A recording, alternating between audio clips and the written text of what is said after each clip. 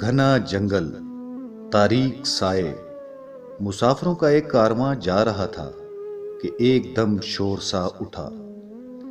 मालूम हुआ कि डाकू आ पहुंचे हैं।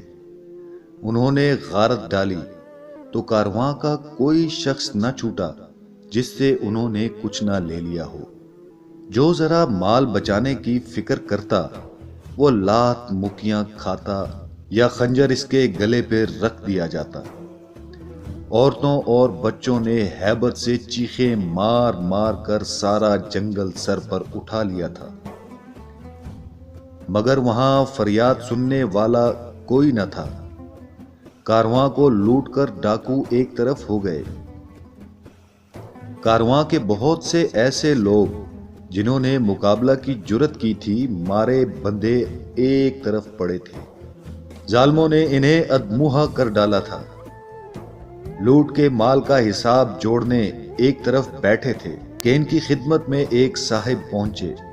देखते ही ये मालूम होता था कि शरीफ आदमी है, मगर वहां किसी को ये अंदाजा न था कि सीधा सादा अल्लाह का बंदा कौन है। होता भी तो डाकुओं के लिए क्या था, वो ये कहां देखते हैं कि जिसे लूटा वो कौन है।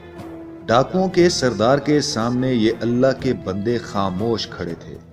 इसने सोचा होगा कि जो अपना माल वापस करने की दरख्वास्त लेकर आया है तफसील सुनाएगा कि बीमार हूं, परेशान हूं, मेरे पास इसके सिवा कुछ नहीं, मुझ पर रहम करो। इसलिए पूछा क्या बात है। जवाब मिला एक छोटी सी दरख्वास्त है। सरदार ने कहा खबरदार, जो तुमने माल वापस देने के लिए कहा, मैं तुम जैसे लोगों की 50 दरख्वास्तें सुन चुका हूं, मैं तुम्हारी बातों से मुतासिर होने वाला नहीं। जवाब मिला मैं कब आपसे ये कहता हूं कि मेरा लूटा माल वापस कीजिए।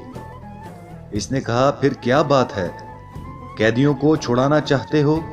जवाब मिला अगर मेरे कहने से आप इन्हें छोड़ सकते हैं तो बेशक मैं ये इस्तदा करता, लेकिन इस वक्त तो मेरी हाजिरी का मकसद कुछ और है। सरदार को जरा अचंभा हुआ कि ये ना माल वापस मांगता है ना साथियों को बचाना चाहता है। पूछा क्या मकसद लेके आए हो, बताओ। इन अल्लाह के बंदे ने अर्ज किया मेरा एक थैला है, बस वो मुझे वापस कर दिया जाए।